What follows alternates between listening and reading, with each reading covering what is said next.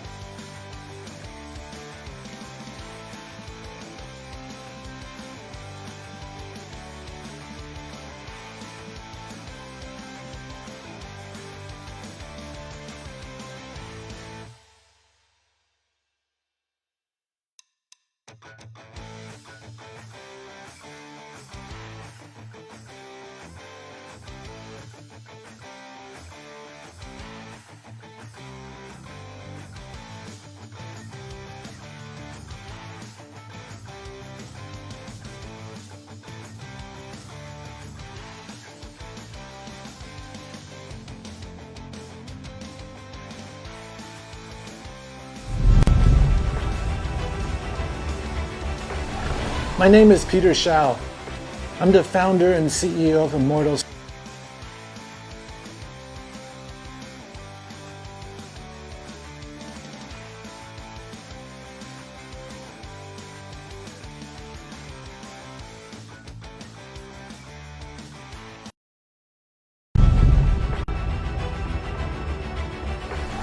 My name is Peter Shao.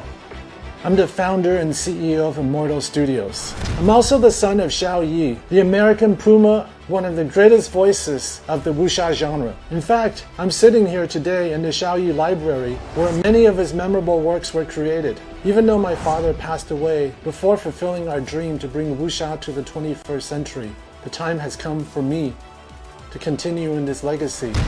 Our first release, The Adept, is a story of redemption and homecoming about a modern woman being trained to be a hero in the Shaolin Kung Fu tradition. Her journey to bring her family back together with a pop star parallels competing martial clans and the unifying powers of Great Qi, the underlying energy of it all.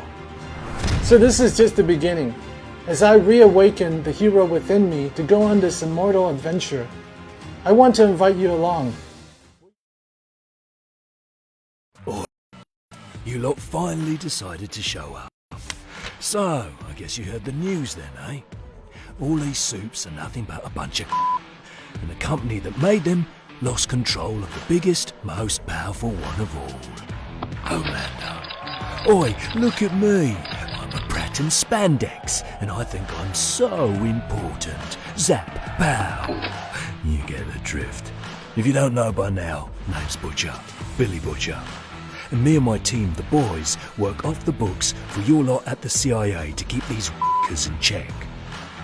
Vought American, those greedy, fat, soulless, arrogant pricks bit off way more than they could chew with this one.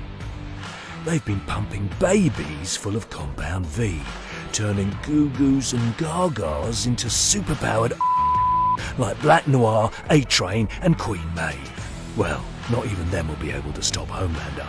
At least not by themselves. You all will need to recruit an army to take down that megalomaniac slag, Homelander.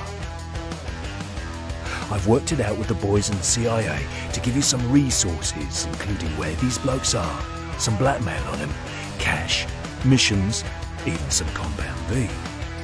Your job is to convince these wankers to join your team by bribing them, blackmailing them, or just plain beating the out of them. Watch out though. Some of these twits won't come easily, and you'll have to worry about the other agents as well, thinking they want the glory of taking down Homelander. Speaking of which, to be clear, if you lot can't take down Earth's mightiest in time, we're all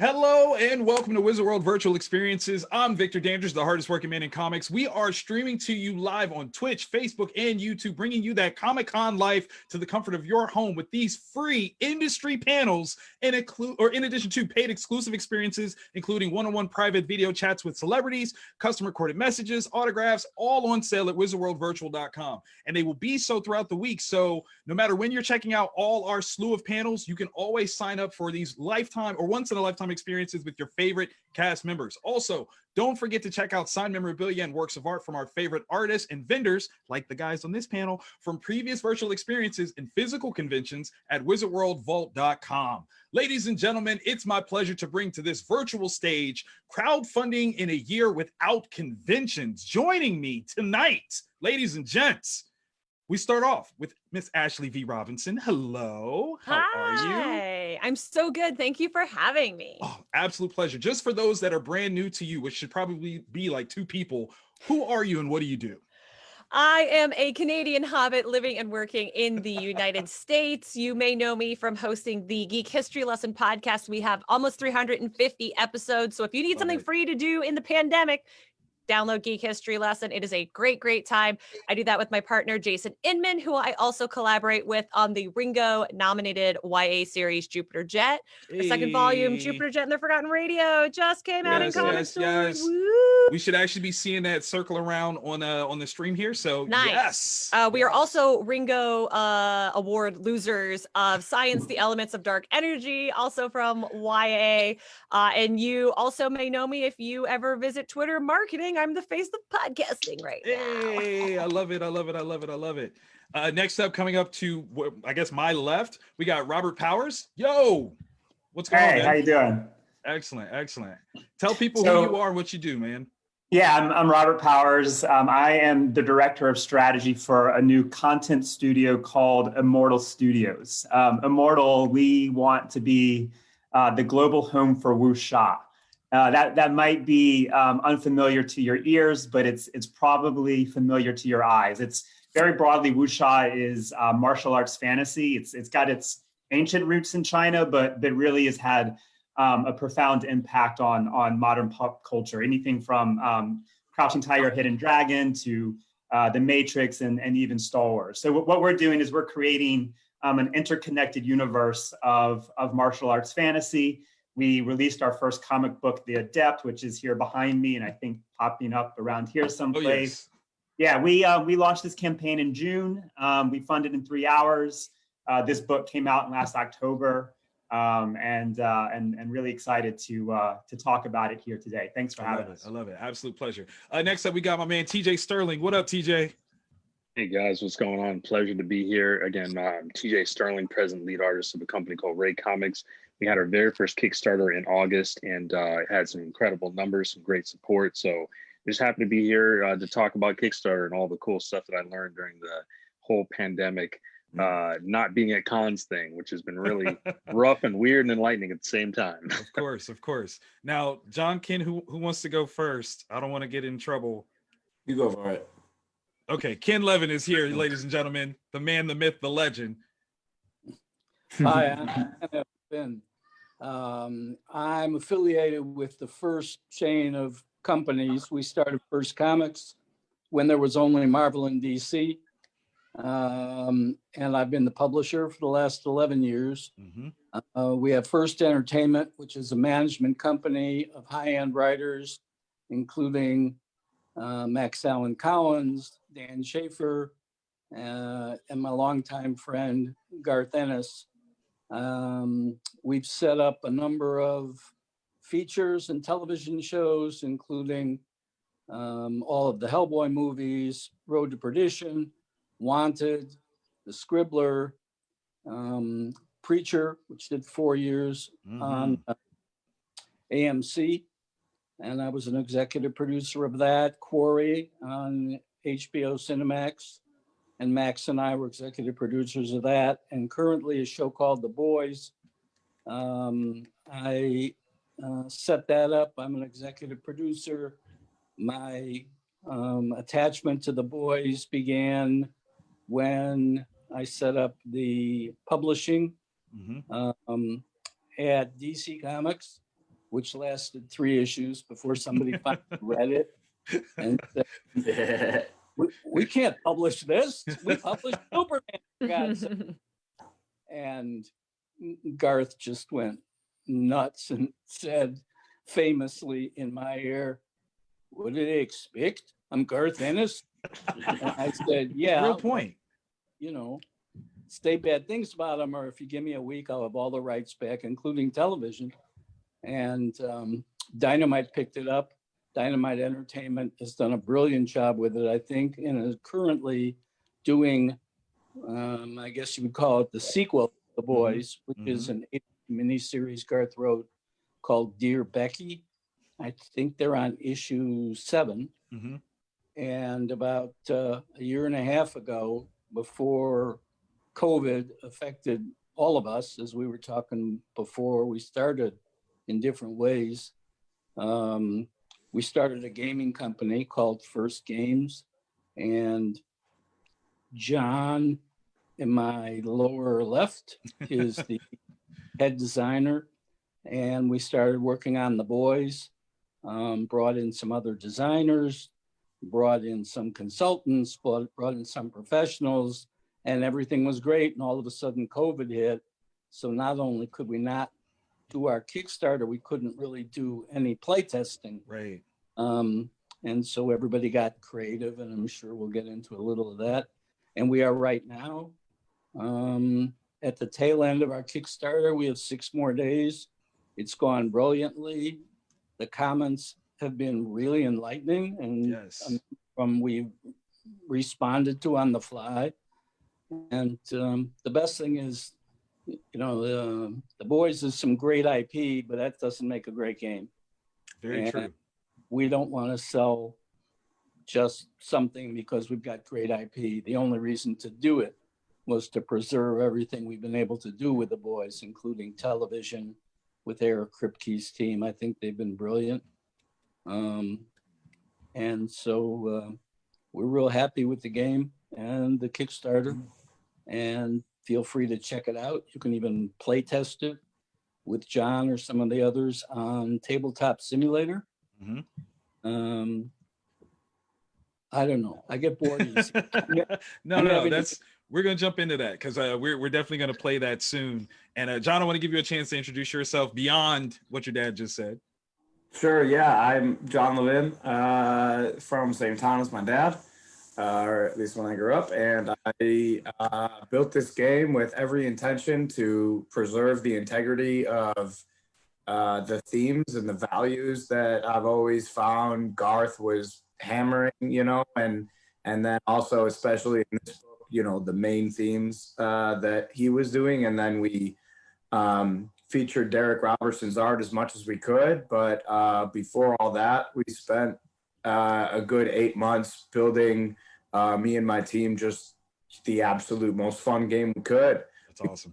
You know, that we the people that complain about not having the minis they want, you know, we decided that's not what we wanted to do. We didn't want to do anything for cash. We wanted to make a fun game, and that's what we get from everyone. It's fun, it's addicting, it's nuts, and it's beautiful. It's, you know, it's a lot of Derek Robertson. It's a little bit of McCrae, and right. There's a couple others, and it's just a great time, and love that. Obviously, as he should be, really tough to beat. Oh yeah, of course. And so, for you know, those of you that are watching, we'll have links to that active Kickstarter in the chat going up, so don't feel like you're going to miss out. We'll definitely be talking about that. Yeah. Let's jump into this. First and foremost, let's frame this correctly. As we call this the crowdfunding in a year without conventions, how many conventions on average do you do in a year? I know many of you from the Comic-Con circuit. So on average, what is your output when it comes to cons? And TJ, let's start with you. I do about 15 a year. Mm-hmm. So all across the country, it's basically been the bread and butter of the business for a long time. Last 5 years that I actually started, and loved every bit of it. Loved meeting people, loved getting to know my fellow creators and colleagues. And for it all to be kind of taken away was definitely a weird shock. I mean, gave us some good time to create and, you know, dial into more stories and, you know, build more collaborative elements, but still, they're still missing something in terms of connecting with the audience. Of course. Ashely, what about you? I do about 3 to 5 a year, kind of depending on what's going on. As a writer, I don't feel like we don't have as much to offer at a convention. As an artist, like, I can't take commissions. I draw stick people. It's not fun. It is not a good turnout. So most of my time at panels is if I'm there appearing or as a guest. And often I'm not leaving California because California is a big state. And fortunately, the biggest con in the world is here, or at least the biggest con in North America is here. Right. Maybe the world is a bit extravagant. So yeah, I'd say about 5. And if you included library shows, libraries or something, that because we do YA mostly, then if we included library shows, it'd probably be closer to 10. Okay. Does that change anything for you, TJ? I'm sorry. I mean, shoot, how do I respond to that? I mean, I would love to see her stick figures, honestly. Because, I mean, as an artist, I start with stick figures. So, I mean, that's kind of that's how it all began. Pathetic. Exactly. They're pathetic. Stop. So, Robert, now, being that this is like the first book and Immortal is just kind of coming through, have you guys done any conventions yet? Yeah, we kind of started this year, and as a group we had not done conventions, but man, were we planning to. We of course we started when we started the Adept back in November. We were already geared to do a Kickstarter, but yeah, we had plans to hit the conventions, and obviously was not able to do that. Gotcha. Ken, out of all the parts and pieces of First Entertainment and First Comics and everything, how many conventions do you guys do in a year? The team does about 50. I do, like TJ, maybe 15. And we'll do anything. I mean, I've done San Diego for I think 31 in a row. Nice. And I don't count the year, that virtual thing. So right. I'm keeping my streak alive. Right. But I like to do small shows as well. They're a lot more intimate, and I think you get much better one-on-one contact with fans. I like doing panels. I have a couple of panels that I do where I'm the only one on the panel. It's easier. It's the Ken show. The Ken show. Nothing wrong with that. He's a wealth of information. So that's right. Yeah. He's a trial lawyer. He's used to it. Hey, that's some smart move, actually. John, do you do a lot of panels or conventions as well? If you've heard of the writer Peter Gillis, of course. Yeah, he's brilliant. He Black Flame, Strike Force Morituri, Black Panther, Eternals coming up. But so I sort of took on a mantle of working with him about 3 years ago. And I, developed a video game script that honestly, if we can get you guys all that in the next decade, that would be amazing. I just lost my video. Am I still here? Can you hear me? Yeah, we still got you. Okay. I don't see you, but okay. And so I went to about, I'd say for the past 3 years, I've been to about 7 or 8 a year. Okay. Obviously nothing yet for the board game. Before then I was only going as a fan. That's not bad. That's part of the learning process. I think that's how we all started. For myself, if you include all the different comic book themed events, I'm in the 32 to 50 a year range. So I get exactly what that means, where you have to, be super visible. With Immortal Studios, we got a new player on the game.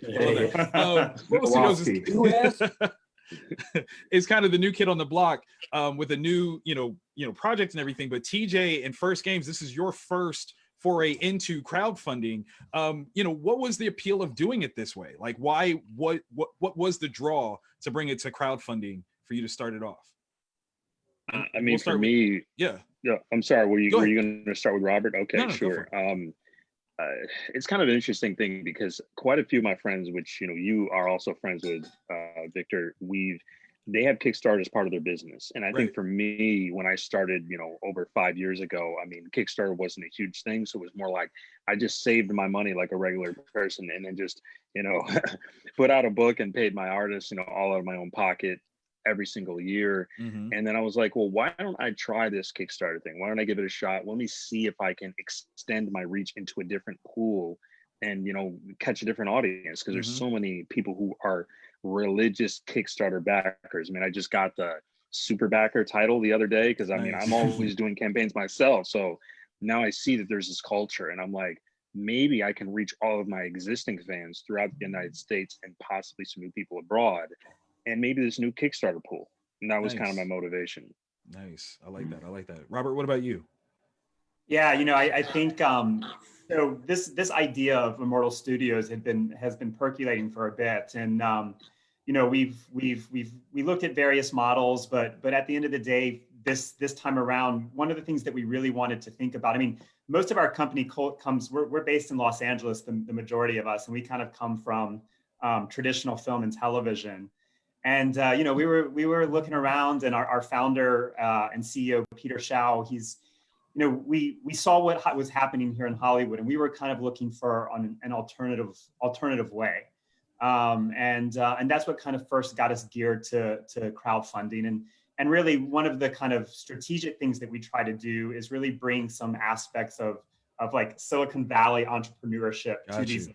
traditional gears of Hollywood, and this idea of getting like right to the crowd and right to a community was something that was really really interesting to us. And so as we kind of began to look at the landscape, looking at crowdfunding a little more closely, we went to a few cons in our early days. We were very influenced by people like Charlie Stickney, and that's kind of what first geared us up for Kickstarter. Nice. And for those that don't know, Charlie is the writer for The Adept, right?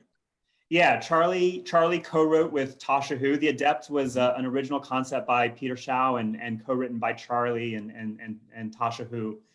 Charlie also, I'm sure there might be a moment to speak more specifically about The Adept here, but Charlie was a real profound influence on us, not only obviously bringing his talent to the book, but also kind of being our gatekeeper into the Kickstarter world. Love that. Love that. John, did you have a specific, outlook when it came to crowdfunding as to your business model?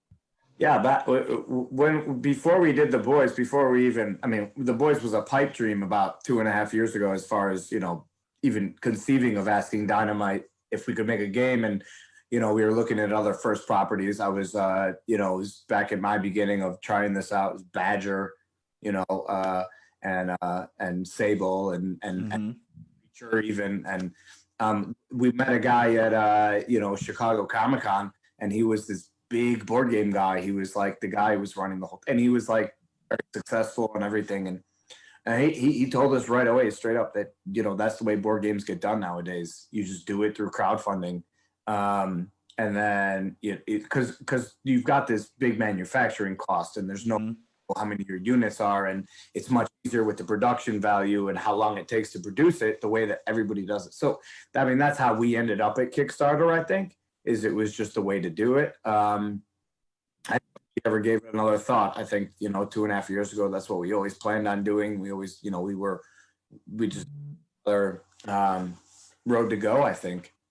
That's awesome. That's awesome. Ken, did you want to add to that at all, or did he cover it? Well, I think we lost the opportunity to connect before you locked your game with fans at like Gen Con, which is where we were ultimately going to roll it out. And so by doing it with a Kickstarter and having fans be able to try the game through Tabletop Simulator, we got a lot of really interesting feedback, and some we were able to incorporate into the game right away, which we would have been able to do at conventions like Gen Con, but because that was blocked, lost to us, right? That's been the thing that's been most interesting to me, surprising to me, because I've not been a Kickstarter person in the past, is this dialogue that you get on the fly, that you're able to address, while you're really in the creative process. Of course. For me, I was always like kind of anti-Kickstarter as well. It wasn't a platform that I fully understood. So trying to do it this year, I tried things that I thought were more in line with how I approach comic book making, keeping tight scales of things and trying that out. But it was really that lack of that interaction with general people at conventions that I was like, okay, I better try this, or else I'm not coming up with new content this year, and that's not any good. Crowdfunding by definition is about community, and I want to know how you built yours, and did the scale of the campaign or even your stature in the community have a factor in that? And Ashely, I want to start with you, if you don't mind. So I just didn't get to answer the previous question. So Jupiter Jet and the Forgotten Radio, that's actually our 5th crowdfunding campaign. And I just wanted to bring that up because it's so funny that we're talking about the Adept and Charlie specifically, because after volume 1 was when Charlie was prepping White Ash, and Jason Inman, my co-writer on Jupiter Jet, I know helped Charlie. And then Charlie has just like destroyed the Kickstarter game. And I think he does the community building so well. So it's been really interesting to like watch his rise, where like we were sort of giving advice initially, and now we are turning to him for advice because he does such a good job at like knocking into that Kickstarter infrastructure, because we started in a very different place when we ran our initial crowdfunding campaign was for a web series that we were doing called The Red Shirt Diaries. So if you want to see me play the lowest ranked member on the Star Trek Starship Enterprise, check that out. Captain Kirk appears many times. We did that, and then Jupiter Jet was our first comic Kickstarter. But going into that, combined, because I do that under Jason Inman's account and his umbrella, because he has more followers than me, we have combined about 45,000, 50,000 Twitter followers. And then we had been doing our podcast before that. So we already had an audience going into that. So when people come to crowdfunding brand new, like, I don't know how to give advice for that, because we already had an audience that was willing to put money on the line. And that, or when you come with a property like The Boys or something a little more recognizable, that changes the game in a way that, like, Charlie had to work way harder than us, and he did, and he has outstripped us because he went into it not having as many followers, not having a platform. But there's a great rule about social media, and BJ Mendelsohn talks about it a lot in his Social Media is Bullshit book, that your reasonable expectation number of your followers who will support you monetarily is 2%. And let me tell you, friends, is that ever true? So you can get a solid 2% who are like, here's, let's say $25, right? Like, here's a reasonable amount of money that I can give you that I won't miss. And then the trick being from there to build, like TJ was alluding to, into that pre-existing Kickstarter, because if TJ donated to The Adept, there's a chance he'll donate to Jupiter Jet. Or if he donated to Trouble with Love, there's a chance to donate to Jupiter Jet. So then we all get in our DMs and say, hey, would you post the thing about how great I am? And then maybe TJ will come over and give me his $25.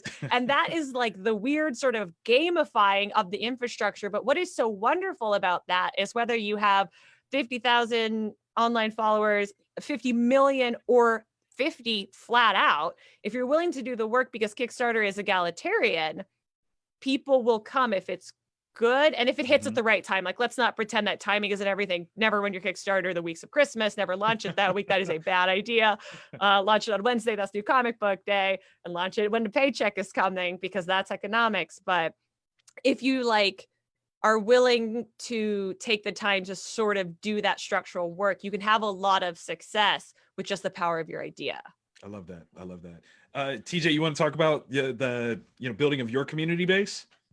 Absolutely. Mine was basically grassroots. I mean, I started going to conventions back in 2005. As a fan, as just a wannabe creator, a wannabe artist, a wannabe writer, all that stuff. And I spent so much time building one-on-one relationships with, people at DC, and then Marvel, and then Aspen, and just regular artists. I mean, Jeffrey Chamba Cruz was a guy that I used to run with years ago, because back in the early 2000s, he hadn't been discovered yet. Right. But he was so good that it was like, he was right. He was this close to getting discovered. Then he gets picked up by, I think it was Udon. And then he did all that stuff with Capcom. So it's like, this being around the industry and, again, building genuine relationships really kind of got my foot in the door. And then when I started actually publishing comics 10 years later in 2015, I was, again, going to different shows. Like San Diego Comic-Con was my first convention. And then I kind of gravitated all, throughout, United States, doing different shows and building pockets of fans in those areas. And then, 5 years later, because I've done so much, they're just like, oh, hey, I'm not going to see you for a while. Who knows? It could be years. So what do you got next? I need something. And It was like, okay, let me tap into those people that are on my email list. Let me tap into the people who I know personally on Facebook or Twitter or Instagram. And it was like constant, reminders, direct messages, everything I could to remind them, hey, I've got something. And then please share it so your friends, your family, everybody who likes comics, and even the smallest faction can get into this and try it. And turned out to be pretty gold for us. Nice, very nice. John, Ken, you guys kind of have come in with an established property, but did that have an effect on how you built the community around this game? It had an effect in the sense that we didn't want to lean on the people that are making the television show. We're still waiting for Canada to say, yeah, come on in. And it looks like we'll start producing in February after a minimum of 14-day true isolation for everybody. So we've got some gamers and they've asked about it. And at some point we will let them get involved. But this is very much based on the 7 years of writing that Garth did, starting in 2006. So we really wanted Dynamite Entertainment to be our direct partners on this. And they've been great. And I mean, there's no question it's been a learning experience. Of course. I think our people have been pleasantly surprised, unhappily unsurprised, whatever. And to Ashely's point, you have very cleverly made your campaign end the week of Christmas, not start the week of Christmas, which is a gift unto itself. John, did you want to add to that? We started the week of Thanksgiving. Right. One of our consultants said it'll be great because everybody has nothing to do. They can't be with family. They won't have anything to do. And Monday went fine. Tuesday went fine. Wednesday went fine. And Thursday, nothing. Wow. And nothing for 10 days. It was like, Gone. it's Thanksgiving. Learning experience, huh? Oh, really? Of course. Robert, what about you guys? Did you look at a certain formula considering that your property is brand new, the studio is brand new? How did you build the community? And let me just give this shout out. Like, you guys funded, what is it, over 300% of your goal? Yeah, we hit 350% of our goal. Yeah, we were, I mean, look, we were amazed with the results. I mean, yes, we were new to it. Obviously, Charlie was very much not new, and Charlie, as Ashely described, did a lot of work for us in terms of bringing his community to it. But you know, the thing is it's absolute work, and I don't know what Kickstarter might have been like even a year or 2 years ago when some of the others were getting started there. But I feel like there's even been a sea change in this past year, particularly in kind of this COVID moment. That there's nothing casual about it, you know. Like TJ was saying, you have to engage the people you can engage however you can, whether it's over social or direct, and that's what we did through people that we worked with, from the founder of our company to Charlie to Tasha. We were all gearing our people to be there on day one, because that day one is also, as we learned, a very kind of important period to hit, because it kind of kicks everything in motion for you throughout the campaign, particularly in that first week. So what we were really focused on was how can we engage our community for that first bite. But look, yeah, we did our research. Like, we not only was it a new company, a first book. Wuxia as a genre obviously is not readily known to a lot of people, but we spent a lot of time looking at campaigns. Ashely, we looked at Jupiter Jet. We were looking at how people set up their tiers, how their pages were designed, how long should our video be, how many pages of art should we put up, trying to make sure we were kind of hitting all those beats and those standards of the community. Very nice, very nice. Now, obviously, to piggyback on that whole concept, the learning curve, what all have you learned, kind of looking back on your campaign? How successful were the different tricks and things that you've tried to put in there? Always charge more for shipping than you think you need. Because no matter what you do, USPS is sure going to hike them international prices, even if you hit your ship by goal. Especially next time we have a pandemic moment, right? I mean, I think anyone who launched this year knows that shipping went like this, and delivery times went like this, right? Yeah, look, we were on learnings. We were really geared for that day one, week one. One of the really interesting things that I've seen over this past year, one of the biggest learnings that I've had is, like, how can you really engage some of the other creators? At this point, when we were doing our research, we went in and we liked a bunch of people's pages and even reached out and asked people to follow us. But now how I most learn about Kickstarter campaigns is not necessarily going to that first page and doing a little bit of surfing, but I get like 10 emails every day that saying, Ashely just supported this, Charlie Stickney just supported this, Ryland Grant just supported this. And these are all people that we've grown to admire. And so when they're backing campaigns, those are campaigns I go to look at. So, I think one of the things that I learned that we would probably try to improve upon next time around is how can you engage some of the other creators in the community? Because everyone, at least for us, everyone's been really helpful, really willing to like give their advice and what they've learned. And also when your campaign comes around, kicking their people over to you. So that's been great for us. Anybody else want to jump in on that one? Since your campaigns are done, we'll specifically save the current woes for Jon and Ken. Yeah, I mean, I guess I could just kind of chime in and say that keeping the momentum up was something I was learning because I had this kind of strategy of setting the goal, being very modest with the goal, just like say, hey, I just need to print this, issue 4 of this series. So that's only X amount of dollars. So let me ask for a low number, but we hit the number within 2 hours. So, and that whole momentum that day was like skyrocketing the number. So we were almost at 10K the first day.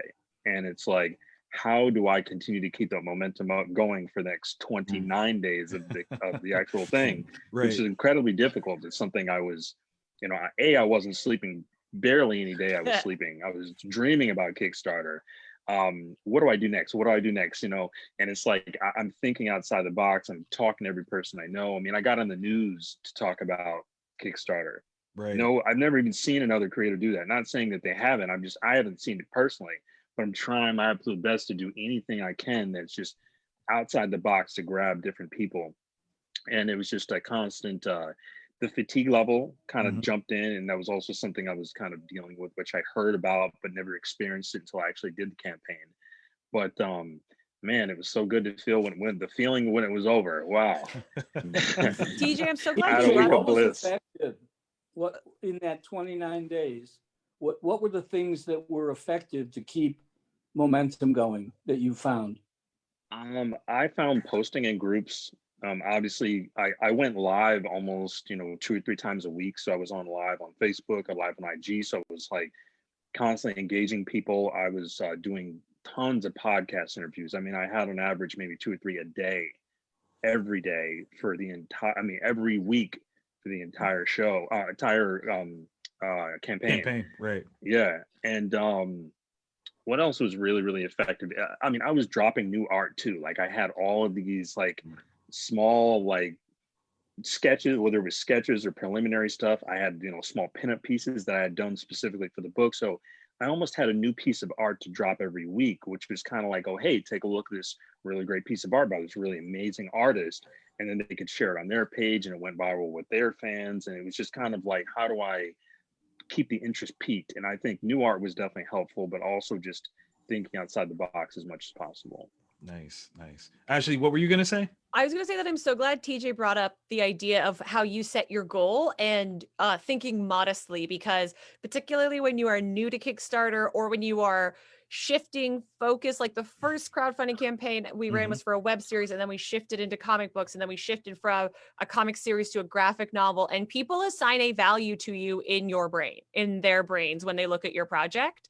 And that's arbitrary. It doesn't mean anything. It's not a comment on you or the quality of your product, but sometimes I see these campaigns and they're new people and they're asking for $50,000, $100,000. And I have no doubt all of us could use $50,000 or $100,000 to do a campaign effectively. Like that money goes so quickly, but the perceived value of you, particularly as a new creator, versus your product is real. And that is another part of like the Kickstarter reality is if you just ask for what you need, that will get you really far, because funding, once you funded, it's easy to fund and a half, to double fund, to triple fund, because once it's hit 100%, the Kickstarter economy is more likely to back because they know it's going to happen. Right. Or if you have 3 or 4 projects under your belt, you'll fund faster and faster every time because you've shown that you can get your product out in a reasonable amount of time. And that is like a weird headspace to be in. Like when we run our crowdfunding campaigns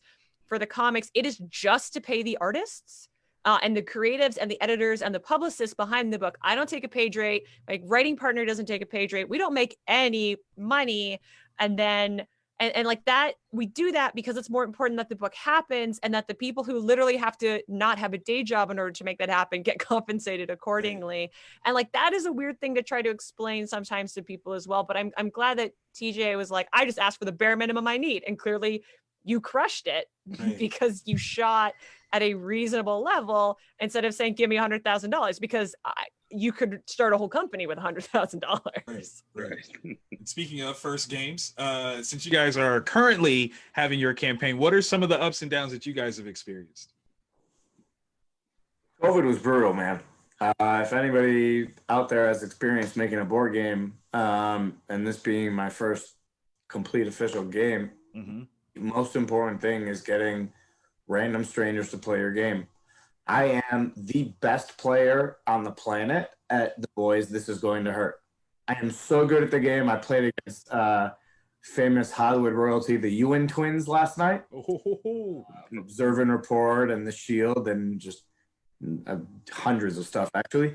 And I smoked Homelander in an extremely game. We've got, quite a few things. Three main things could RNG you, and we had a tough game. But I'm so good. I mean, I smoked it. And we had no one. We had all these plans. We were going to C2E2 with sign-up sheets. We were going to get, the 100 random lucky strangers. We're going to play our game. We were going to do that 2 or 3 times, and we were. And I have, since we've put our game onto Kickstarter as a TTS download, Tabletop Simulator download, you can play our game. And then the interactions I've gotten with the public that have been playing it that way has been like the most, random. And they are things that dramatically change your game. They probably would have been back in March when we would have done this, because we've had dramatic changes since then. So there would have been lots of impressive, but really significant things where I know there's people out there who are looking at stuff, and us who have had eyes on it over and over and over again, stop seeing it. And then these people read it and they're like, wait, what does this mean? And you're like, oh no, what do you mean? What does this mean? Oh God, I got to fix your hole or your game's ruined. Yeah, definitely playtests for me were the killer. Yeah, I mean, that's a really good point. And it's interesting because we've got a comment here. Let's see, Matthew, I hope I'm saying this right. Creek is asking, what stage of development in the game design should you be at before you start crowdfunding? What do you have in terms of thoughts on that? That I've met a lot of game designers since they're making this game, and it sort of all depends on what your trajectory is. There's a lot of different valuations you can make to the cost of your game, as the profit that you're making from it and what that value is to you. Are you trying to make a company that goes forward and make more games? Or are you just trying to make your game as it is? Or are you trying to make that concept into its own franchise? I think that in our case, we wanted to make sure that our game was extremely fun. We had, the sculptors lined up, but as far as like exploding our concept, I mean, we would love to, but we wanted to get out there as a company that makes good games and isn't gonna, ignore the important things that a game should have, like good miniatures, and in expansions we'll go off the wall if we have to, but I think your answer is, do you need the money to fund your game? Depends on how expensive your game is in the first point. But the fun thing about Kickstarter, as far as making board games, is you can order the amount of copies that you want, and it happens that way. So if so you can keep yourself sort of even in that. So if you're aspiring to make a board game, other than the time you commit and some advertising costs, there is a little bit of minimal risk to it. So, I mean, I would highly encourage people, but I would say you kind of just do it naturally. Wherever you are, when you decide this is where I'm at, this is all I can do, this is what I've got, help me out, let's go. In our case, it being the boys, we knew we needed a game. We needed to be good as far as the game goes. And so, yeah. No, that's very well said. I apologize. We have gone through our time like super quick. Even I had like 2 or 3 questions left to ask you guys. So we'll have to do this some other time. But as we get out of here, I want to give you guys the opportunity. And Robert, I'm going to start with you to give a shout out for where people can follow you on social media, a quick word about your book, and maybe the next thing that you have coming up for people to check out. So Robert, go for it. Totally. So yeah, let me just throw 3 things. First off, we have a website, immortal-studios.com. A lot of info there. We are coming back to Kickstarter in February for our next book. Like I said, we're doing this interconnected universe. So we have a new title, Chronicles of the Immortal Swordsman. If you like Matrix, it's kind of got a sci-fi thing to it. Very excited about that.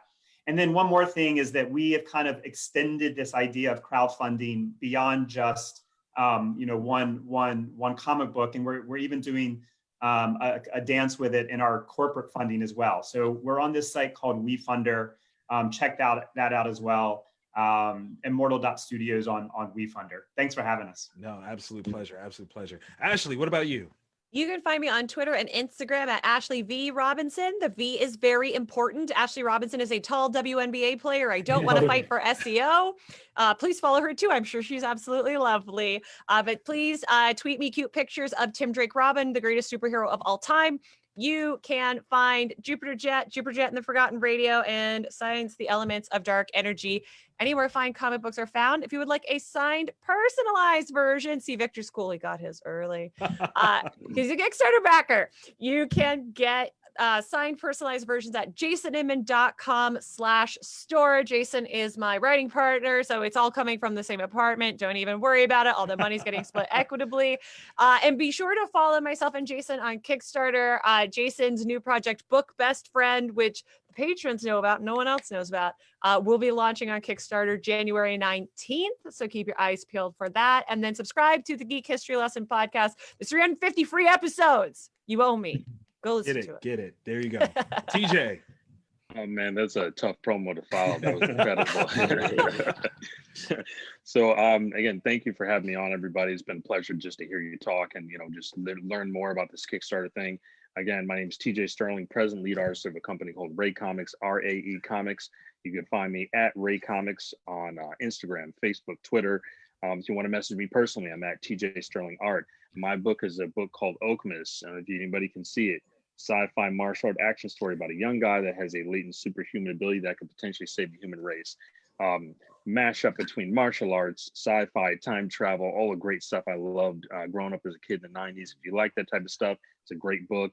Again, super easy to find me, raycomics.com, RAEcomics.com. I love it. I love it. John, Ken, you want to wrap that up? Well, the Kickstarter is live right now. Mm-hmm. We greatly appreciate you all checking it out. I think if you do, you'll find something you like. We're very proud of it. First Comics has a website and social media. First Games has a website and social media. One of the stretch goals that I think we've hit is a 25% off coupon for Dynamite for all of their books. That's dope. So if you missed The Boys or missed part of it, or you haven't gotten Dear Becky, and they publish a lot of other terrific stuff, that's a good deal. And my guess is the next game we're going to do, which we were sort of in the middle of before we got diverted by The Boys, it has a tendency to do that IP, is Shatter, which is one of the classic First Comics graphic novels by Peter B. Gillis. And Peter is working on a prequel book. And then he and John really connected, I think, first by wanting to do a tabletop game. So we'll get back to that as soon as we're done with this. But Victor, to you and everybody at Wizard, we're really grateful that you had us on with these other terrific people. There's something energizing about being with really creative people who love what they do, and by hook or crook succeed, and that's where we're at the moment. Absolutely. So thank you all. Thank you. I just want to shout out, if I got a second. Yeah, of course.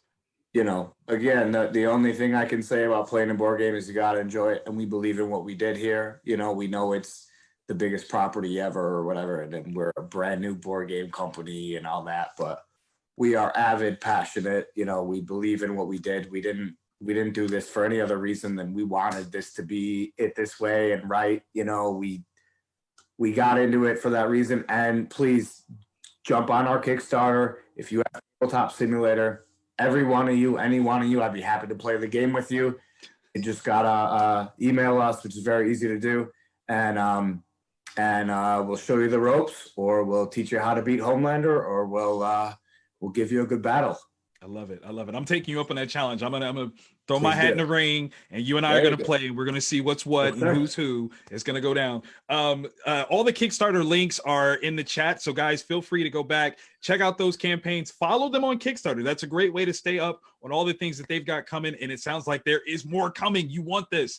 For the Wizard World side, I gotta say, please check out, you know, all our upcoming panels. We got a partnership with Immortal Studios coming up. We're gonna showcase a lot more of their stuff. We got a big campaign next year that we're gonna do. It's gonna be fantastic. Also, the boys, this is going to hurt. This is such a cool game. We're gonna have a showcase for that coming up as well. It's gonna be amazing. Once again, thank you guys for bringing your time, your energy, your talent to this virtual panel. It was an absolute pleasure to talk to you guys. I learned a lot. Literally, I have my kid down here taking notes the whole time. So it's just what you got to do when you have, you know, children. You make them work. But once again, I'm Victor Dandridge, the hardest working man in comics. You guys can follow me at Vantage In-House on all forms of social media. And if you guys have any further questions, feel free to ask them to follow up beyond the panel. I'm sure that they're willing to share their cookbook a bit with you, and we can all learn and grow together. Once again, you guys have been fantastic. Please tune in later on this evening. We are doing a special international version of the Gotham panel. It's going to be amazing. It's going to cater to the Asian market. I do believe we're specifically focusing on Japan this time. So we're going to have a translator. It's going to be amazing. Tune in. It's fantastic. I think that's going to be, 11 o'clock p.m. Eastern Standard Time. So I think that's where it falls. Wherever it falls, where you are in the world, tune in. It's going to be amazing. Hey! I knew it. That's the voice of God, y'all. Once again, I'm Victor Dandridge. Thank you, Wizard World, for bringing us all together. You guys have been fantastic. Till next time. Peace. My name is Peter Shao. I'm the founder and CEO of Immortal Studios. I'm also the son of Xiao Yi, the American Puma, one of the greatest voices of the wuxia genre. In fact, I'm sitting here today in the Xiao Yi library where many of his memorable works were created. Even though my father passed away before fulfilling our dream to bring wuxia to the 21st century, the time has come for me to continue in this legacy. Our first release, The Adept, is a story of redemption and homecoming about a modern woman being trained to be a hero in the Shaolin Kung Fu tradition. Her journey to bring her family back together with a pop star parallels competing martial clans and the unifying powers of Great Qi, the underlying energy of it all. So this is just the beginning. As I reawaken the hero within me to go on this immortal adventure, I want to invite you along. Oi, you lot finally decided to show up. So, I guess you heard the news then, eh? All these soups are nothing but a bunch of and the company that made them lost control of the biggest, most powerful one of all. Homelander. Oi, look at me. I'm a Pratt and Spandex, and I think I'm so important. Zap, pow. You get the drift. If you don't know by now, name's Butcher, Billy Butcher. And me and my team, the boys, work off the books for your lot at the CIA to keep these w***ers in check. Vought American, those greedy, fat, soulless, arrogant pricks bit off way more than they could chew with this one. They've been pumping babies full of Compound V, turning Goo-Goos and Gagas into superpowered like Black Noir, A-Train and Queen Maeve. Well, not even them will be able to stop Homelander. At least not by themselves. You all will need to recruit an army to take down that megalomaniac slag Homelander. I've worked it out with the boys in the CIA to give you some resources, including where these blokes are, some blackmail on them, cash, missions, even some Compound V. your job is to convince these wankers to join your team by bribing them, blackmailing them, or just plain beating the out of them. Watch out though. Some of these twits won't come easily, and you'll have to worry about the other agents as well, thinking they want the glory of taking down Homelander. Speaking of which, to be clear, if you lot can't take down Earth's mightiest in time, we're all